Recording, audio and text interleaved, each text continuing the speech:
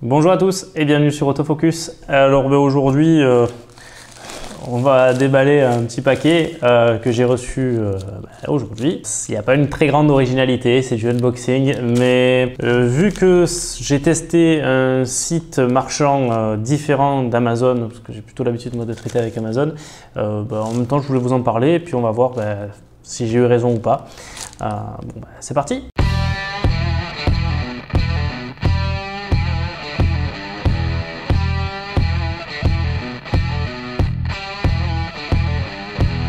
Alors déjà le colis, j'ai reçu, je suis passé par AliExpress. C'est un site chinois, c'est le Amazon chinois, comme il en existe d'autres, il y a plein d'autres trucs. Il faut savoir que là l'optique qu'il y a dedans c'est donc un 100 mm f2 de chez Yongnuo. Ça faisait un petit moment qu'il me faisait de l'œil celui-là et je l'ai eu pour 130 € avec en payant j'ai pas payé de frais de douane là-dessus et il y avait des frais PayPal.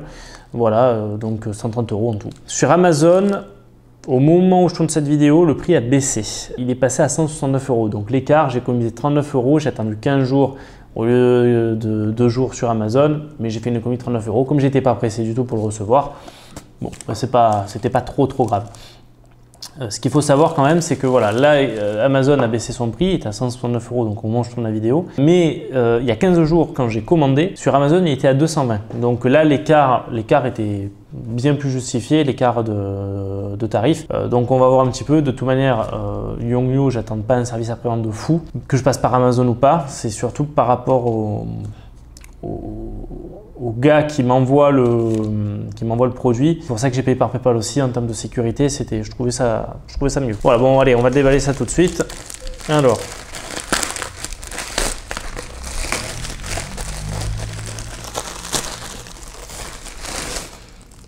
Ah oui, c'est vraiment, j'allais dire c'est une chinoiserie, mais ouais. En fait, bon, dedans, c'est juste du papier bulle, mais vraiment très fin. Ils ont remis du papier bulle là, et puis c'est tout. Et la boîte est directe, donc on a accès à la boîte directement. Alors par contre, chose très intéressante, très sympa que j'ai eu avec AliExpress, c'est sur le suivi. C'est-à-dire que j'avais des notifications à chaque fois que le produit était basculé d'une main à une autre, quoi. Donc ça, j'ai trouvé ça vraiment très cool. Alors qu'est-ce qu'ils m'ont filé? Ils m'ont filé un petit chiffon microfibre. Voilà. Bon, pourquoi pas, ça sert toujours, hein, donc c'est cool.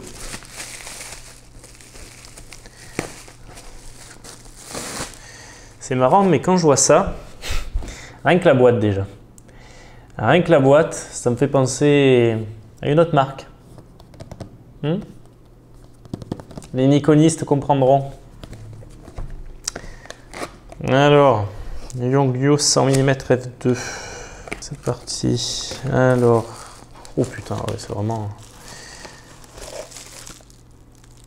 Bon, donc il est là. Qu'est-ce qu'on a? Bon, le feuillet comme d'habitude, hein, le petit truc de garantie, mais bon, tout écrit en chinois, donc j'en ai pas trop l'utilité.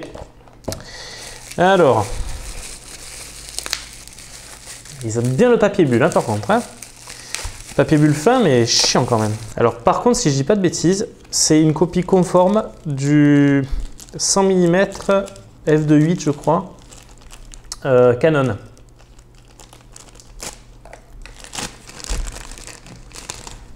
Donc dedans, directement, il y avait le petit silicate gel. Ça j'apprécie parce que c'est pas souvent, on voit pas souvent ça.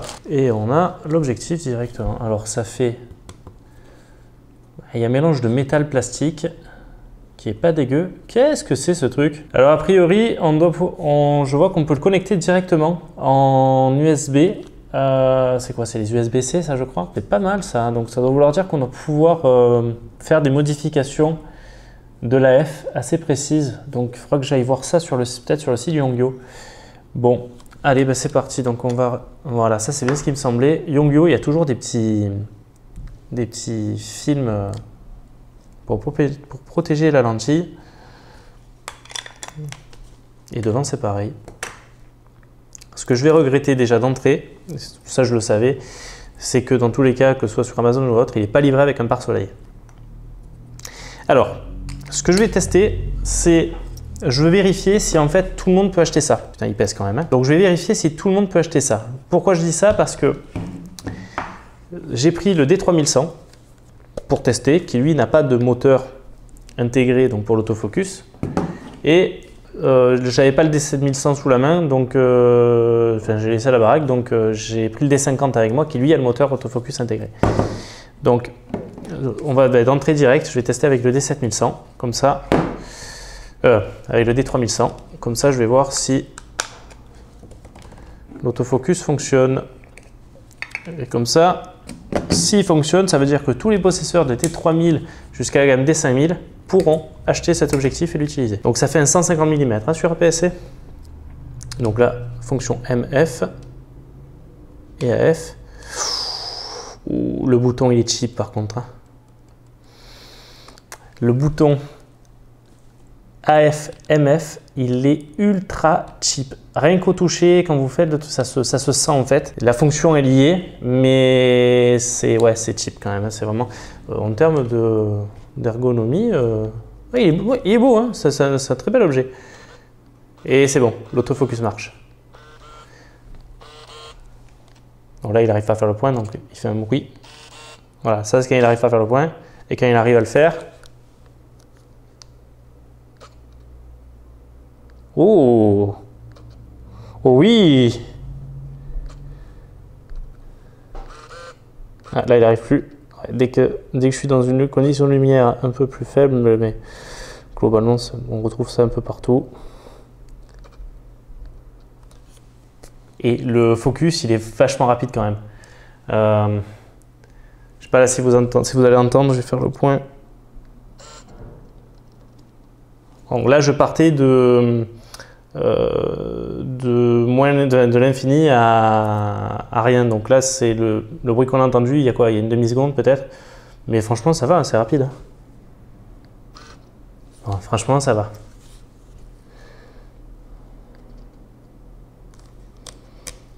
Donc là, je vais mettre à F2. Ah, ouais. Si je garde mes réglages, mes anciens réglages, ça va pas être bon. Donc un 200e à 100 ISO.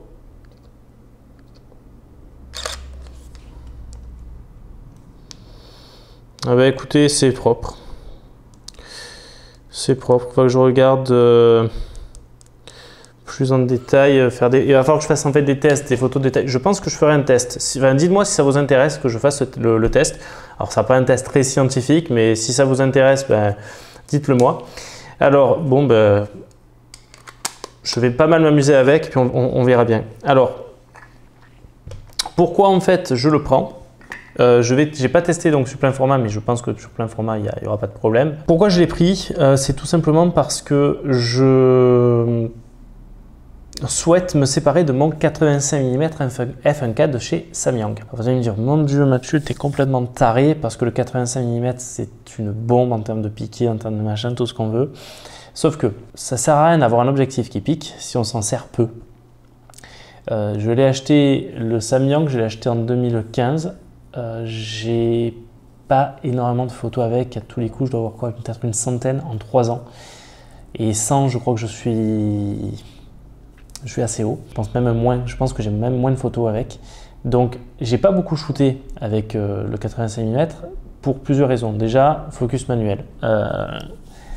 Focus manuel, le problème c'est qu'à 1.4, ça pardonne rien. Et donc voilà, sur une très grande ouverture, quand vous faites du focus manuel, vous allez avoir forcément plus de déchets.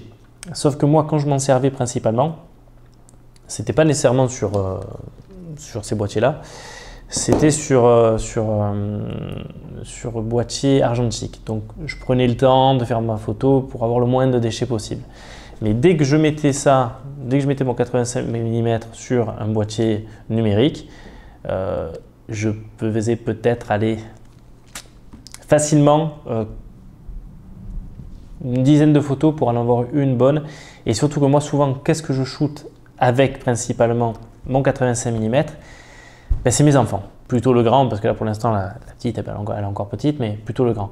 Sauf que ça cavale dans tous les sens et j'ai raté plein de petits moments naturels, vous voyez, où c'est pas posé. Moi j'adore les photos comme ça prises au naturel, et j'ai raté plein de moments parce que les photos étaient floues. Parce que le temps de faire le focus, machin, etc., sur un sujet en mouvement, c'est impossible. Donc souvent, qu'est-ce que je faisais? Je prenais le 50-1/8, qui est très bon, sauf que ça implique d'être un petit peu plus proche, même si on est sur du mini-télé, hein, sur un APS-C.